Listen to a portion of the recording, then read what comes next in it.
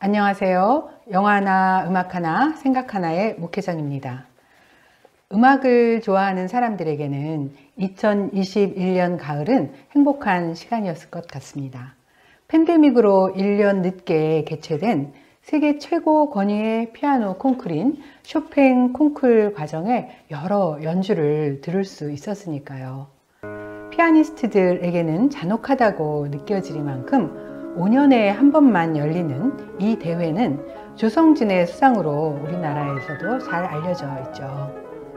이 콩쿨에 대한 소식을 들을 때면 생각나는 영화 쇼팽의 연인이 오늘의 영화입니다. 이 영화의 영어 제목은 즉흥곡이란 뜻을 가진 임프롬프투인데요. 즉흥 환상곡을 비롯한 많은 쇼팽의 피아노 곡들이 영화에 나옵니다.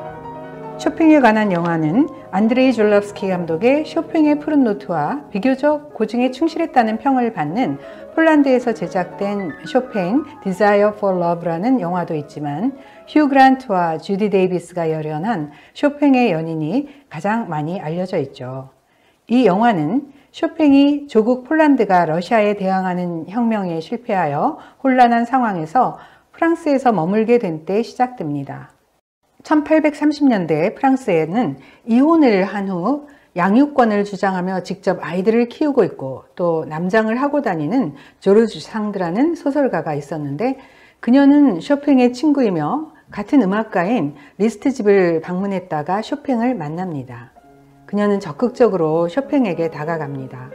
당탕 공작의 농장에서 다른 예술가들과 함께 머무는 기회가 있었지만 쇼팽을 연모하며 상드와의 사이를 갈라놓으려는 리스트의 아내 마리, 조르주 상드의 전 남편과 또 다른 예술가들이 얽힌 복잡한 관계 속에서 상드는 쇼팽의 마음을 사지 못합니다.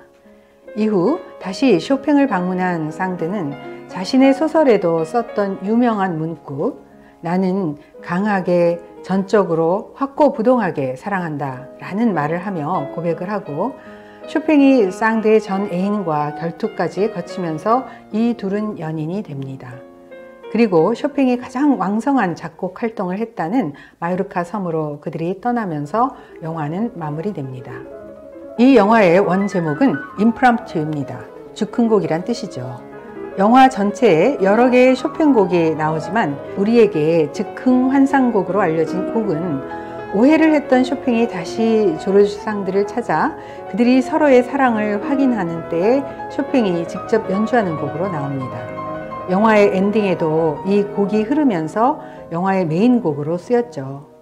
당탕 공작의 농장에서 쇼팽이 연주한 두 개의 곡도 인상적인데요. 피아노를 연주하는 쇼팽에게 상드가 감동을 받으면서 쇼팽에 매혹당하는 장면에서 발라드 1번이 나옵니다. 또 빗방울 전주곡이 아주 재밌게 쓰였는데요.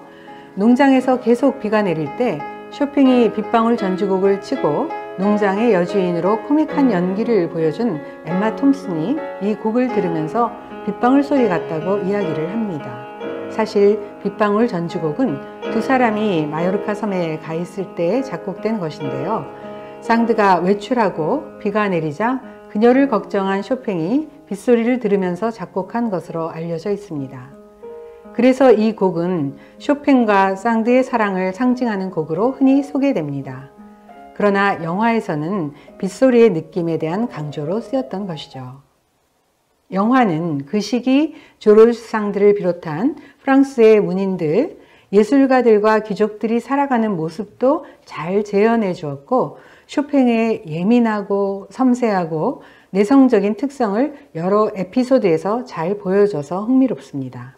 그런데 저는 영화에서 즉흥 환상곡이 비중 있게 쓰인 것을 보며 즉흥이라는 개념과 사실은 완전히 반대되는 쇼팽의 음악에 대한 태도를 영화가 강조하고 있다고 생각을 했습니다.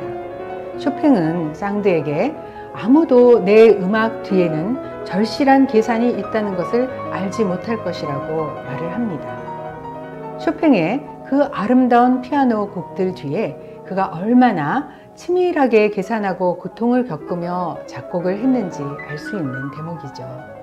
그래서 저는 결코 즉흥적일 수 없는 즉흥 환상곡의 길고도 아름다운 아르페지오 선율의 감동 속에서 쇼팽의 창작의 노고를 다시금 생각하게 되었습니다. 다음에는 이탈리아 피렌체가 배경인 영화를 준비하도록 하겠습니다. 감사합니다.